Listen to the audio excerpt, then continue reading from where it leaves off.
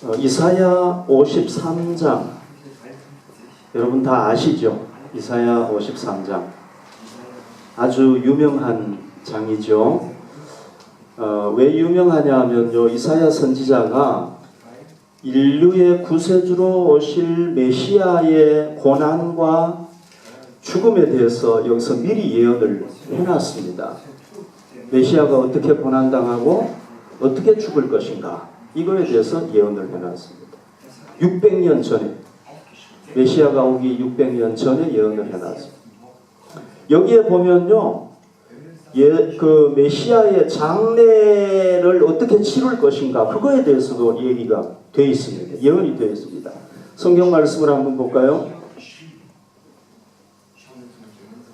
자, 그가 맨 마지막에 보십시오. 그가 죽은 후에 부자와 함께 있었다 그랬죠, 그죠? 그가 죽은 후에 부자와 함께 있었다. 이게 무슨 의미겠습니까? 우리가 이걸 해석을 해야 되거든요. 예수님이 뭐 죽은 뒤에 뭐 어디 가가지고 부자들하고 있었다 이 얘기가 아니라, 이건 무슨 얘기냐면요, 부자들이 그의 무덤에 장사 지내게 되었다, 그런 얘기입니다.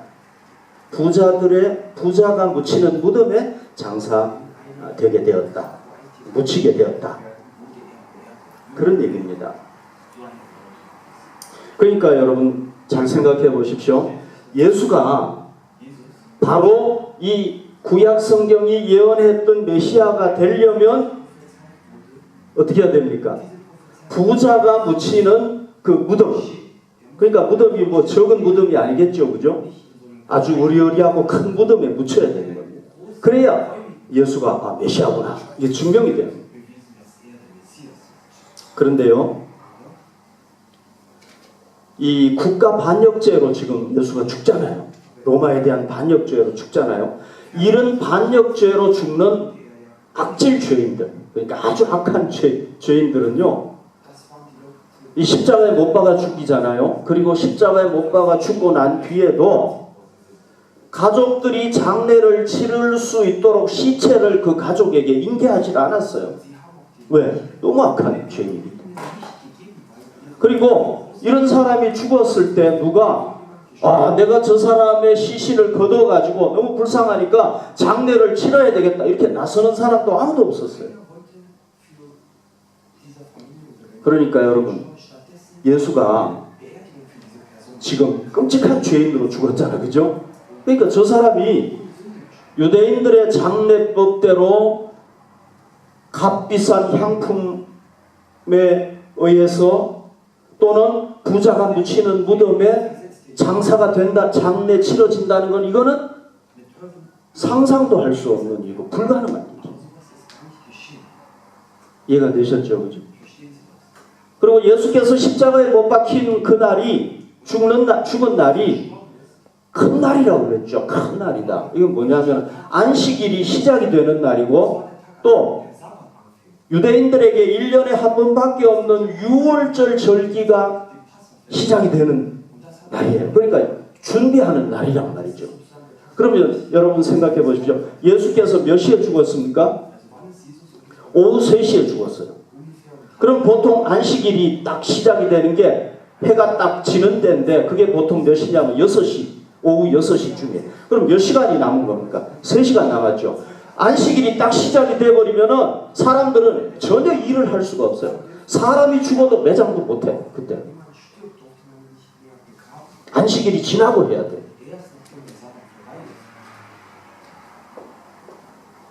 이 사람들은요, 안식일을 얼마나 철저하게 지켰는가.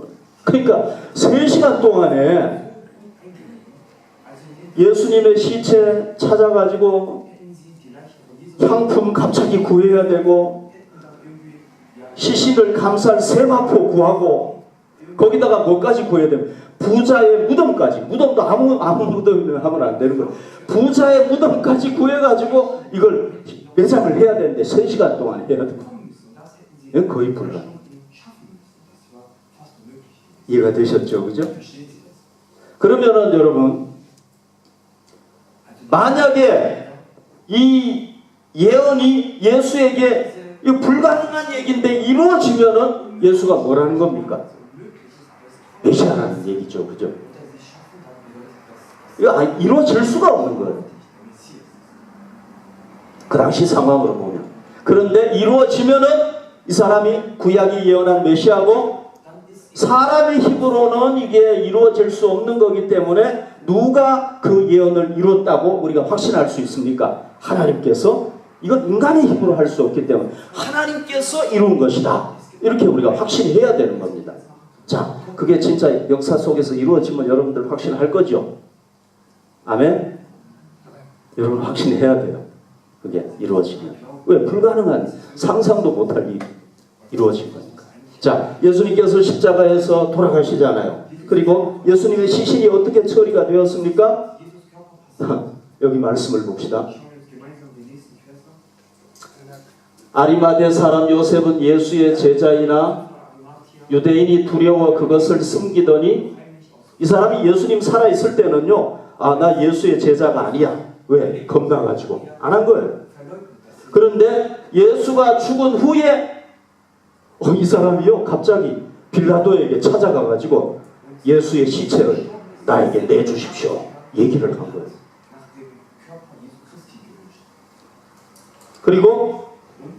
그러니까 빌라도가 또 이걸 허락을 했어요.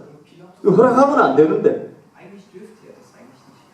그 다음에 이에 가서 예수의 시체를 가져가니라 그랬죠. 그죠? 그 다음 말씀을 한번 볼까요?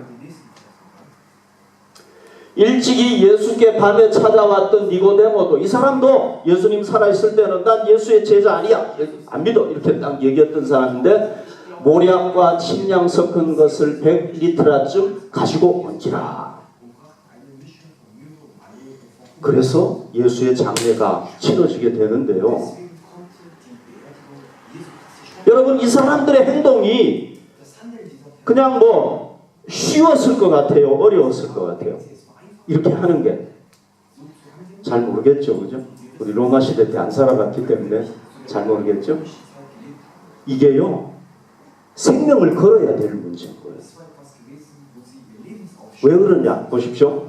예수가 왜 죽었습니까? 로마의 반역죄로 죽었어요. 그러면은 이 반역죄로 죽은 사람은 시체 매장도 누가 거둬가지고 매장도 안 해주는 사람이란 말이죠. 저주받았기 때문에. 그런데 이 부자들 두 사람이 이 장례를 치르게 되면 로마 정권으로부터 어떤 오해를 받겠습니까? 너 모발에 동조하는 거 아니야?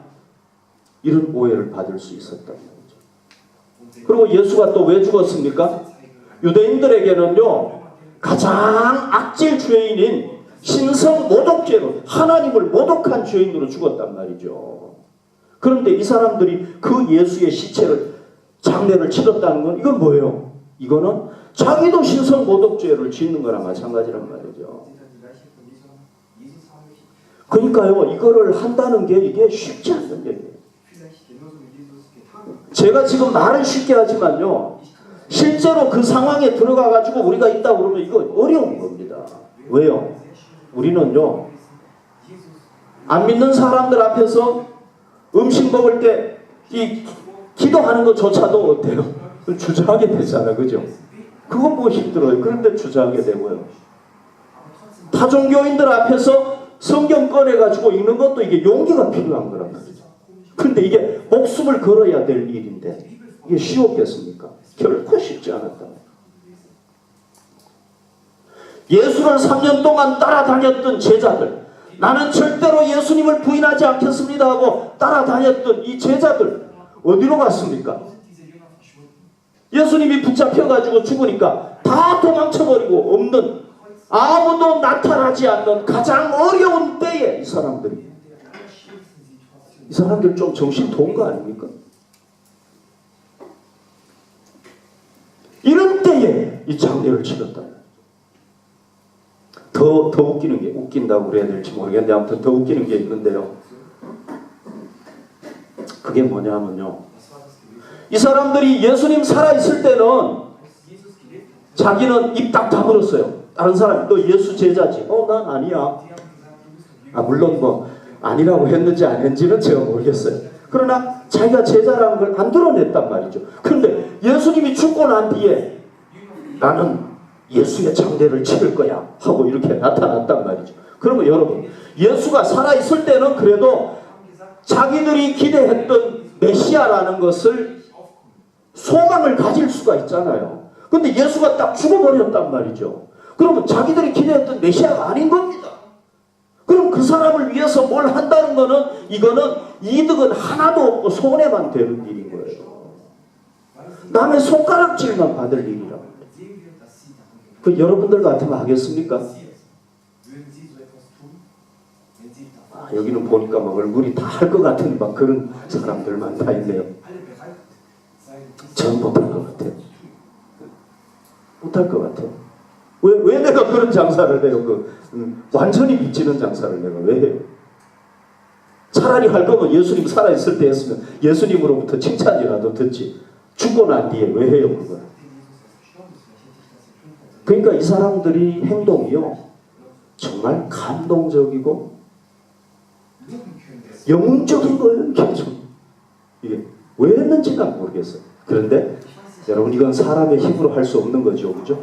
이성적인 인간이라면 할 수 없는 겁니다. 그러면 우리가 이 사건을 통해서 뭘 깨달을 수 있겠습니까? 하나님께서 예언하신 것을 이루기 위해서 그 사람들을 사용했다는 걸 알아야 되는 겁니다.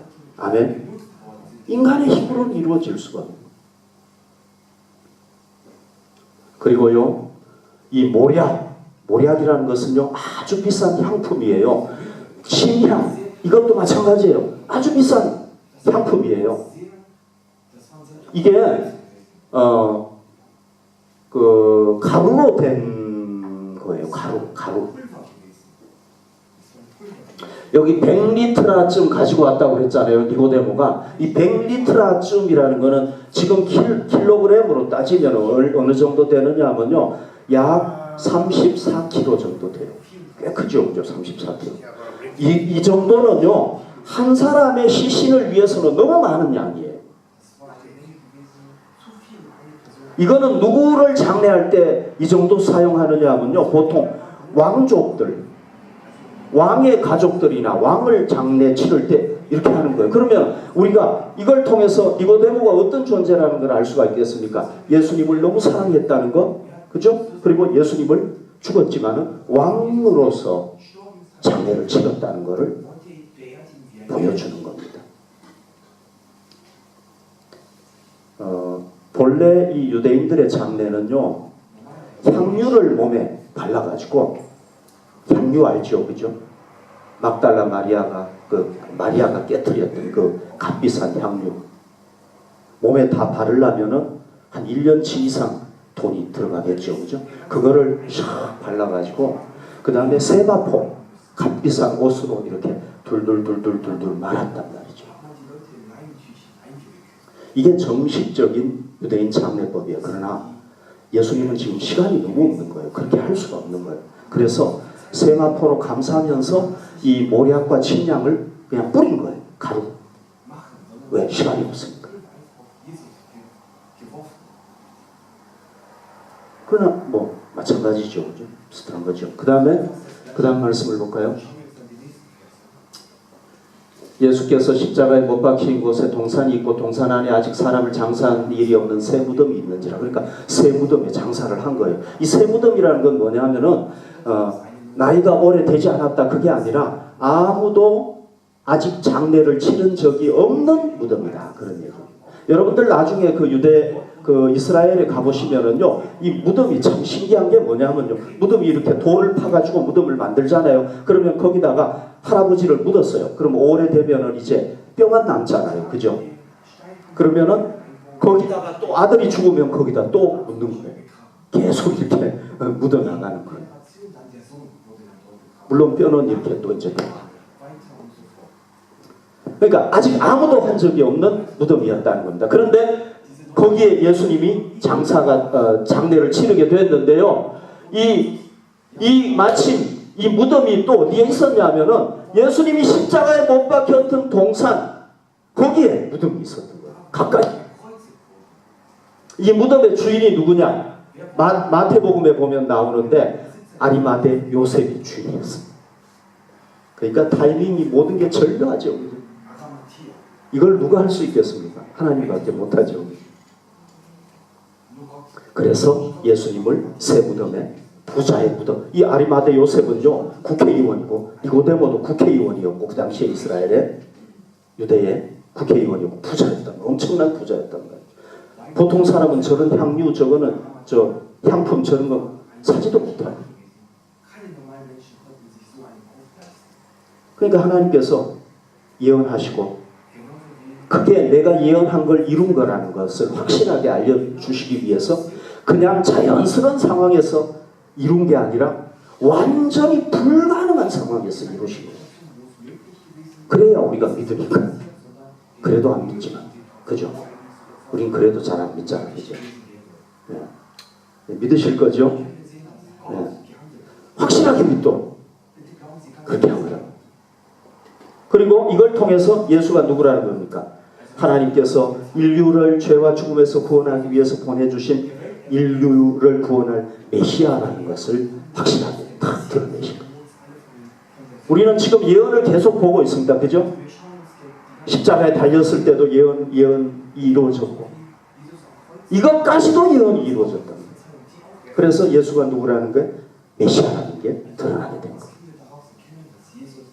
자, 여러분, 우리는 이 장례 사건을 통해서, 장례를 치른 사건을 통해서 예수님께서 우리의 죄를 위한 온전한 제물이 되셨다는 것, 이걸 믿읍시다. 예수님께서 우리의 죽음을 대신하신 인류의 구세주일 뿐만 아니라 또 흠없는 어린 양이라는 것. 지금 이 시간에 우리가 예수님이 우리의 구주시라는 것을 확신합시다. 자, 여러분 보십시오. 예수님은요, 우리를 구원하시기 위해서 장례도 제대로 치러지지 못했어요. 맞죠? 그죠? 자, 그래도 여러분, 장례는 제대로 치러져야 되잖아요. 사람이. 그거 중요하잖아요. 그런데 시신도 막 빨리빨리 수습이 되게 되고요. 뭐 무덤도 없어가지고 남의 무덤에 묻혔어. 남의 무덤. 부자의 무덤이기는 하지만은 남의 무덤에 묻혔어요. 예수님이 뭐 무덤 준비해놓고 이러신 분이 아니죠, 그죠? 남의 무덤에 묻혔어요. 왜? 우리를 구원하실 구세주가 되기 위해서 그렇게 하신 거예요. 그러니까 예수님은요, 우리의 나쁜 거는 다 그분이 가져가신 거예요. 그분이 가진 좋은 거는 다 우리에게 주신 거예요. 그분이 우리 죄, 여러분들이 저의 죄를 맡으시겠습니까? 돈 주면은. 그래서 그 죄 때문에 죽어야 된다고 그러면은 내가 50억 주겠다, 500억 주겠다. 500억 나한테 없기는 하지만은, 그러면 여러분들 죄짐을 맡고 죽겠습니까? 아니요. 왜? 500억보다 내 생명이 더 중요한 거예요. 아무도 안 할 거예요. 근데 예수님은 그 나의 죄를 대신 맡으셨어요. 가져가셨어요, 우리 죄를 다. 그 대신에 우리에게 뭘 주셨느냐? 죄사함, 내 은혜를 우리에게 주셨고요.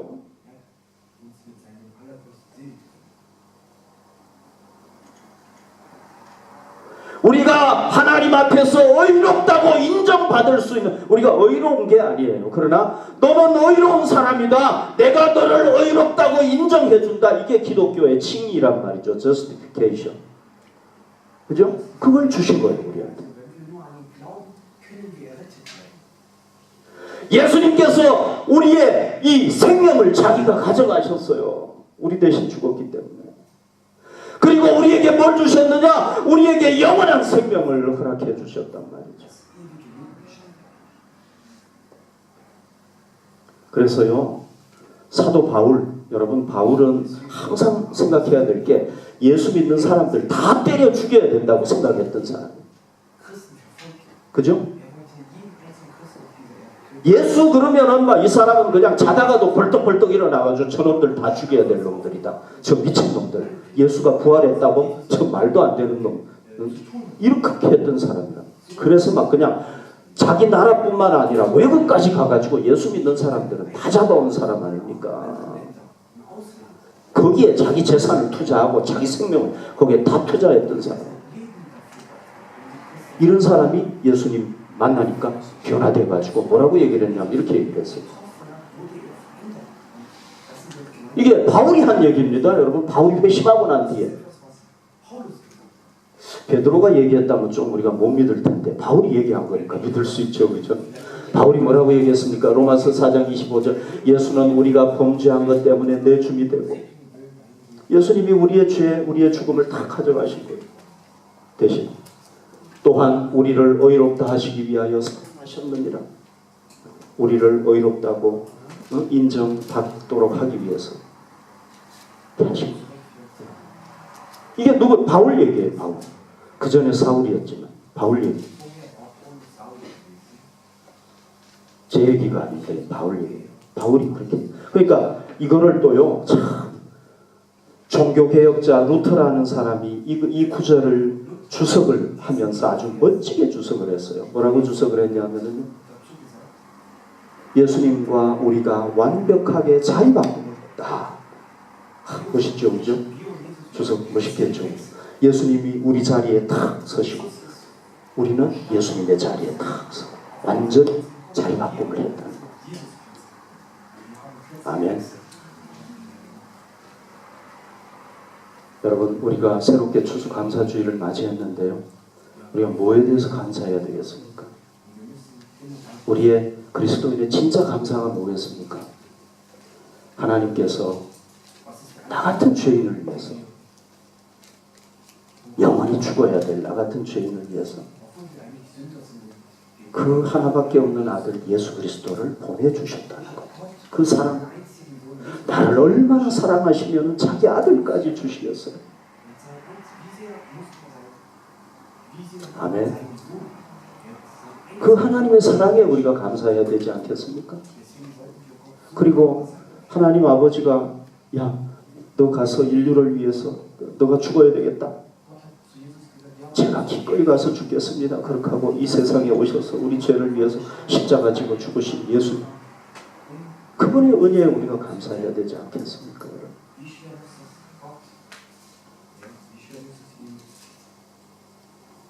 그래서 우리를 하나님의 자녀 삼아주셨기 때문에 우리가 지난 10개월 동안도 많은 하나님의 은혜를 받았잖아요.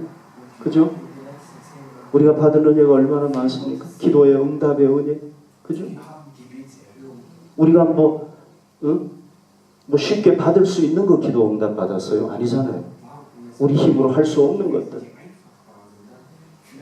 우리 힘으로 도저히 해결 못 해가지고 나는 하나님 해결할 수 없어요. 나 도와주세요. 그럼 다 해결이 돼요. 뭐 그런 거 아니면 우리가 기도하겠어요 또. 그런 은혜 받았잖아요. 평안의 은혜. 사고로부터 안전하게 지켜주시는 은혜. 병 고침의 은혜. 여러분, 우리가 건강하게 산 것도 하나님의 은혜 아닙니까?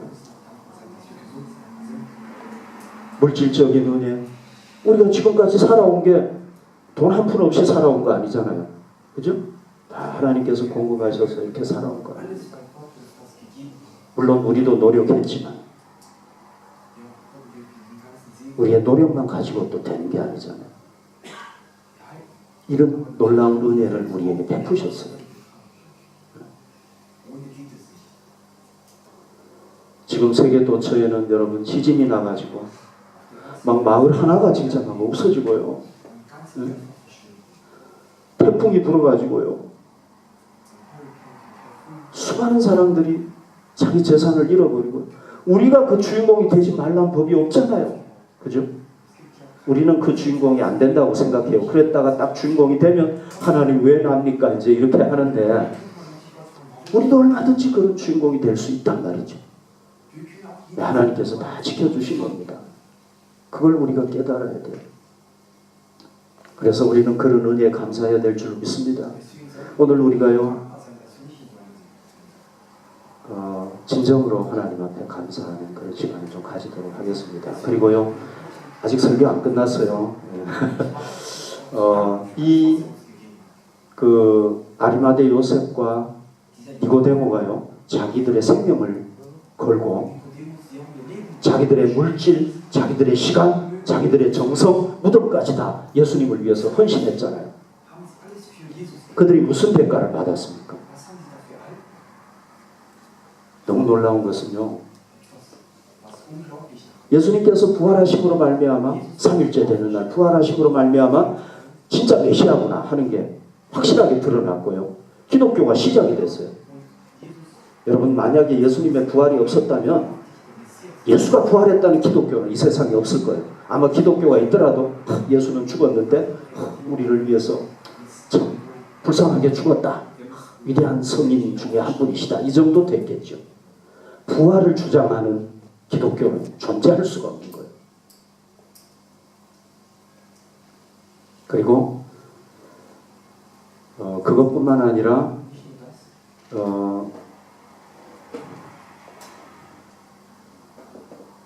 이분들의 했던 것까지도 성경에 기록이 되었습니다. 그죠? 자기들이 기록되리라고는 생각도 못했겠죠. 그런데 기록이 됐습니다. 그것까지도 왜? 예수님이 부활하시고 기독교가 세워졌기 때문에 그게 가능했던 겁니다. 그렇지 않았으면 그들은 기록이 되지 않았겠죠. 그 다음에 예수님의 부활하신 걸 이분들이 체험했을 때, 들었을 때 얼마나 기뻤겠습니까? 그죠? 예수님 부활했구나. 자, 이분들이 하나님 나라에 갔을 때 하나님의 상급, 하나님의 보상을 받겠습니까? 안 받겠습니까? 보상을 받겠죠. 그죠? 당연히 받을 것입니다. 그러니까 이분들은요, 내가 무슨 보상을 받아야 되겠다, 이걸 위해서 한 게 아니에요. 만약에 보상을 받아야 되겠다고 생각하고 했으면 하지 말아야 되는 겁니다. 이성적인 인간이라면 하지 말아야 되는 겁니다.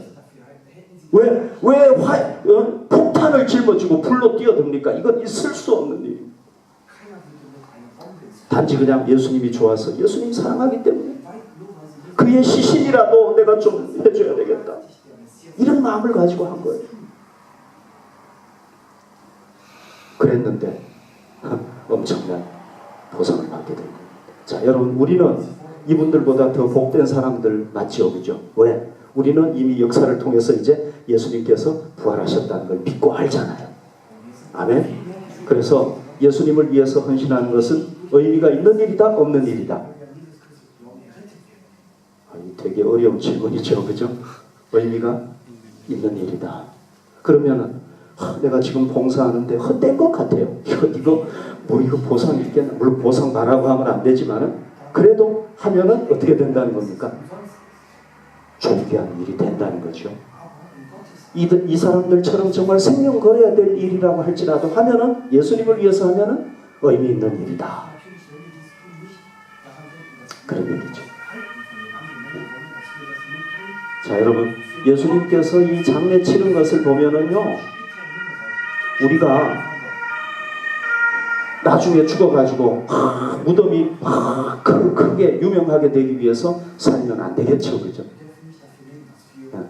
우리는 그렇다고 우리가 이 땅에서의 삶을 아무렇게나 살면 또 안 돼요. 왜? 우리가 왜 이 땅의 삶을 진실하게 최선을 다해서 살아야 됩니까? 그것은 하나님의 나라와 연결이 돼 있기 때문에 그런 거예요. 우리는 이 땅에서 뭐 이름을 남기고 나중에 좋은 무덤에 묻히기 위해서 그런 게 절대 아니란 말이에요. 만약에 예수님이 그게 중요했다면 자기가 부자, 큰 무덤에 묻혀가지고 말이죠, 부활도 안 하고 그래야 될 거 아닙니까? 그죠? 물론 그건 예언을 이루기 위해서 그랬지만은, 자, 여러분, 우리가 예수님을 뜨겁게 사랑합시다. 아멘. 우리의 기도 중에 하나가, 하나님, 오늘보다도 내일이 예수님을 더 뜨겁게 사랑하게 해주십시오. 그게 우리의 기도의 제목이 됩시다. 우리가 예수님의 복음을 전하는 일은 정말로 의미 있는 일입니다. 하나님, 나를 통해서 한 사람이라도 더 좋으신 하나님을 발견하고 예수님을 믿고 죄와 죽음에서 영원히 구원받을 수 있도록 나를 도구로 사용해 주십시오. 우리가 그걸 위해서 헌신해야 되겠죠. 우리 교회가 그 일에 쓰임받을 수 있도록 하나님의 영원한 나라, 우리가 다 거기 가겠지만 그 나라가 확장되는 일에 우리가 쓰임받고 선교하는 일에 쓰임받고 우리보다 더 연약한 교회를 위해서 쓰임받고 여러분 우리가 그걸 위해서 같이 기도합시다. 우리 교회가 그렇게 쓰임받을 수 있도록.